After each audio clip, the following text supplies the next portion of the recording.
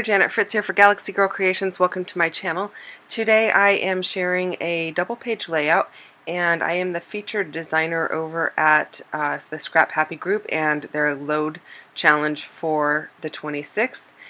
And the topic was charity and what volunteering means to you, or how you volunteer, that kind of stuff. And so I decided to go back in time, and this is an event that my Girl Scout troop ran, and I'm not super involved in a lot of charity stuff currently. I once in a while go and do a Feed the Homeless thing and some, charitable donation type stuff, but I'm not heavily involved in a lot of charity organizations right now. But for probably 10 to 12 years, my husband and I were both volunteers for 4-H, Girl Scouts, and Boy Scouts, and we did tons of charity work.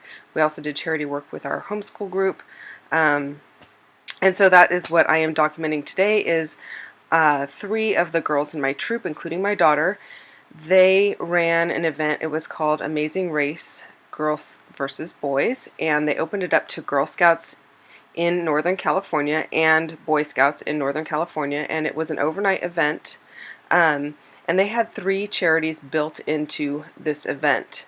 They had a whole bunch of other really fun challenges built in and everything, but the main goal for their silver award was there had to be a charity component, and since the 3 of them were working together, they had to have 3 charity components. So one of them chose the Wildlife Center, one chose Sacred Heart, and one chose the Ming Kwang Foundation. And the Wildlife Center, they take donations to rehabilitate and release animals back into the wild. They come in injured or orphaned, and so they rehab them.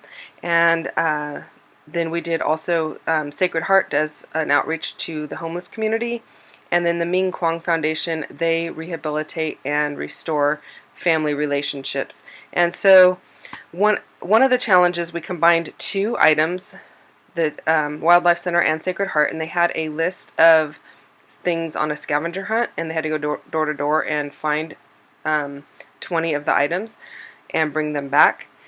And then we parceled those out to each organization. We had, I want to say, 20 teams competing, so that was quite a few items.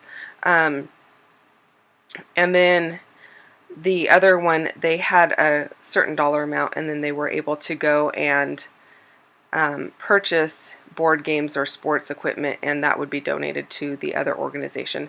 So that is what I'm documenting today, and I know that was a really long intro to just tell you what these photos are about and what what I'm documenting. You saw I had a little magazine, and I cut out some a column of words, and that was the advertisement in the Girl Scout magazine for our area to go ahead and sign up for this event. And this is a picture of the girls on the left hand side starting the event, a couple of the challenges, and then on the right hand side it's my daughter and the other scouts that was working with her, gathering up all the stuff right before we took it off to donate it. So I started out with a double page layout, and I decided to trim down that ledger paper because I didn't want it to go all the way across like a band. I just kind of wanted it to just be a central focal point, if that makes sense. And then I did double map my photos on white and then on black cardstock. I cut out the words Amazing Race on my silhouette, and you saw me just fitting them back in exactly how they cut out, using the piece that they were cut out from as a template to kind of get them in how with the proper spacing. And now this is a photocopy of all of the verbiage that was in the magazine for Girl Scouts, and I'm adding that onto black as well because I want to include that in there. It tells a lot about what the race was. It tells the date. It tells where they're supposed to meet, and then it tells a whole bunch of different information about how many teams and how many participants and all of that kind of stuff. I will have additional information in my scrapbook about some of the challenges, because we came up with, I can't even tell you, like I think 40 something challenges. Actually, it was more than that, because a lot of times they had to choose between 2 different challenges, so you had to have double. It wasn't like you just went from one thing to the next. We had to have, for each leg of the race, or each challenge, you had to have a choice between 2 items. And we did it just like the Amazing Race. We had detours, we had pit stops, we had speed bumps, and so it was a ton of fun. So I tried out that blue paper. I really like the blue with the yellow, but the red, I considered actually double matting it there, but I ended up not using the blue. I ended up using the red, and I like how that looks. My daughter actually is the one in the red sweatshirt, so I thought that kind of just brought more focal point to her. And then there are some other people in the other photos in red. And then in the right hand side, she is in a yellow t-shirt, and so that works really well with the yellow paper. And I wanted to keep kind of like those Amazing Race colors, which they use, I think, red, yellow, and black, and so that works out really well as to kind of like have a nod to the actual TV show. And we all used to really watch that show all the time. I don't watch it so much anymore, but it's a lot of fun to watch when I do watch it. So we even had a food challenge. We have a really spicy restaurant in our area that my daughter and I love, and one of the challenges was they had to go and eat our favorite food there, and it's called Hunan beef, and I'm sorry, it's called hot and sour beef, and it's a Hunan restaurant, and it is super spicy. And so all of the teams had one of their adults do it, except for one. They had the girl do it, and apparently she cried in it because it was so spicy. But yeah, it's one of those foods that when I first went there with friends and they ordered it, I would sweat over the smell of their food. So yeah, it's super spicy. And then in Scrap Happy, you always have, for load, you always have a challenge that is a story prompt, which is what this is, and then there is also a technique prompt, and the technique prompt was to use mixed media, and I totally forgot about that as I'm working away here, but I will remember it shortly. So I'm going to go ahead and mat all of this onto the black, and I like that barrier between the red and the yellow. It just makes the red pop out a little bit more, and it doesn't get quite as lost, and it makes, I don't know, it just makes it pop more. And I did use a scallop edge border punch, and that is a large scallop. Not the largest scallop, like huge, but it is larger than most of the scallops you find on the market, and it is made from Do Crafts or X-Cut. And I had to look far and wide. Actually, one of my friends that has owned a scrapbook store online found it for me, and she even said it was hard. It was hard to find a large scallop like that. Most of the Fiskars or other brands, it's a tiny scallop. So I really like that scallop. So then I went over to my silhouette, and I cut out Charity out of the red, and I did that in a kind of a thin scripty font, and I'm going to put it right over where it says Amazing Race, so you can read it in person. I don't know if you can read it on the screen, but you can still read Amazing Race underneath it because that is so bold and it's black, but you can read that the red actually says Charity over it. And the reason I gutted all of that Charity, all of that red paper, is because I only had one sheet of it. I thought I had more, but nope, I just had one sheet of it. And it does have a little floral on it with, I think, a little blue dot in the middle, so I like that. And here's where I remember that I'm supposed to have some texture paste. So what I did was I took out this heart stencil, and this is, I believe, from Simple Stories. It's similar to the one from Paige Evans, but it's not the same one. This has like little double hearts that overlap. And so I'm just doing that on black paper, and I am using, I think that is Nuvo glitter paste. Yeah, pretty sure it's Nuvo glitter paste. And it works really well. It shows up great on the black.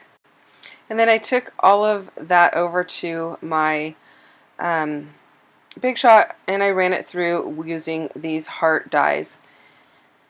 And then I also ran some of that red paper through, so I thought this would be a great landing place for my embellishments. And I thought that those hearts actually were a nice play on top of that yellow paper, because those are little tiny hearts all over it. And then I went through my bins of red, black, and yellow ephemera or stickers. I just have all of it in everything that is not with a collection or that has not been opened yet is kind of put into these bins. I will use them right out of the package for a while, and as they start to dwindle and I'm not using much, then I cut them apart and I stick them in my little bins of sorted by color. So I'm going to cut out this Dream Big by hand, because I don't know what is with all of these huge white borders around all of the words, but or any of the ephemera actually, but it drives me nuts. It's way too much. I'm not sure why they can't kind of cut them a little closer. They seem to be able to detail cut a lot of other things, but apparently not ephemera. So yeah, that's kind of annoying. But I decided to go ahead and fussy cut it, and you can see I'm moving my scissors. I'm not moving my scissors. I'm moving the paper, not my scissors. And then I'm going to go ahead and pop up the big hearts with some foam, and that's just fun foam. I am sorry, guys. It's kind of late, and I'm doing this voiceover late, and I'm just got over a coughing fit, so my apologies. I'm kind of all over the place, but yeah, it's just fun foam. It's from Walmart. It's adhesive on one side. It's like $5 or $6 for a whole huge like 5 or 6 inch stack of it. And I like to stick the adhesive side to my embellishment, and then I use a little liquid glue and stick it to my page. The reason I do that is I have found that if you use tape runner, it does come off. It doesn't stick really well to the foam, and if you put the liquid on your embellishment and stick it, then you really have to sit there and hold it together. But if you use that larger surface right directly to the page, it works out much better. And it dries pretty quick because I'm using that Nuvo Deluxe adhesive, which dries fairly quickly as well. But if you leave it on its side like it's laying there now, you can leave it open for quite a while and it won't dry out and it won't get all clogged up. So I love that, and it also comes out in a really fine line, so you can get some really good detail or cut detailed things. Oh my gosh, you can glue detailed things. You can't cut with a glue. I'm sorry. Like I said, my brain is not all here today. And it looks like my camera setup's kind of weird. I kind of feel like I'm looking at an angle, but yeah, I'm not sure why that is. Okay, so I decided to pull in this little yellow red sticker. I am struggling, guys. Hop on the struggle bus with me. That red sticker, it says May on it because that is the month that we actually did this. We actually planned it for an entire year. And that's kind of what you have to do if you want it in that Girl Scout magazine, because they publish that at the beginning of the Girl Scout year, which is like September, and our event isn't until May. And so we had to have stuff in and ready long before it went to be published. So in the early summertime, and we had a lot of stuff planned, but we had to work all year to finalize all of these challenges and get all of our volunteers lined up, because of course you have to have people at these challenges, and since it was overnight, we also had to feed people and find an overnight location.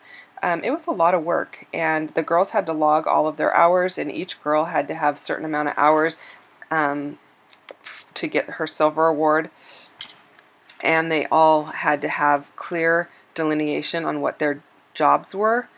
So if 3 of them went grocery shopping, only one of them actually got credit, and that would be the person that was responsible for the grocery shopping. So yeah, it's kind of crazy how they do it. I don't know if it's still done this way, but that's how it was done back then. And this is quite a few years ago. I want to say 2000. I'm not going to guess. I don't know. I can't even remember. Yeah, it was more than 10 years ago because my daughter is 25 now. So, and she did this before she was 15. So anyway, I decided to go ahead and add some tags up here. I'm going to add additional journaling on those tags. And then the area over on the right hand side is going to have additional journaling. And the area right next to or above that heart on the lower left hand corner is going to have journaling. You'll see that in the close-ups. And you're about to see me make a huge mess and a big mistake. But yeah, you'll get to see how I clean it up as well. So yeah, that loads of fun. You get to see all kinds of mess, and that's how it really is when you're scrapbooking, and sometimes you just have to clean up the mess and move along and figure out how to work around it. I am using some matte black enamel dots, and those are from Gina Marie Designs, and she has a website. If you just put in Gina Marie Designs, it will come up. She has so many different enamel dot packages available, and they are super cheap, like $2.25 a package, and they come with quite a bit on the package.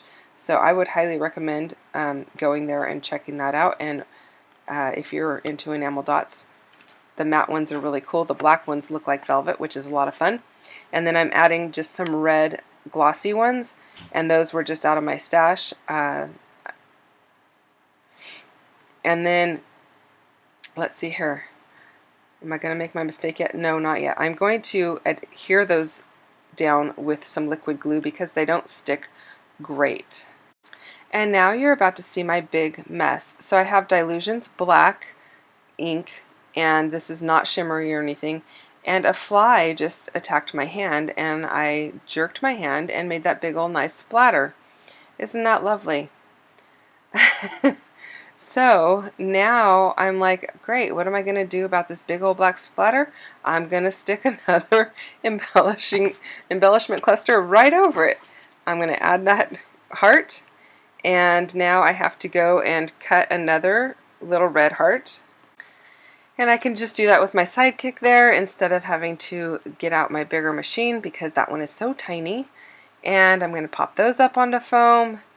And it definitely was not my intention to have an embellishment cluster there, but that is how it ended up because, you know, I had to cover up that big old splatter mess that the stupid fly made me create. So yeah, that was lots of fun. Anyway, so now I'm scribbling a little bit of that ink a little bit underneath the other two hearts because there's a little bit of ink still coming out from the side of the black heart that is covering the big old splotch, and I wanted it to kind of look like it's like an inky splotch underneath the other two as well, so that there's continuity and not just didn't look like I covered up a big old mess. I am going to use, let's see here, I'm looking for a little tiny heart stamp, and so I pulled these ones out. I think these are from Pattern Happy. It's just a tiny heart.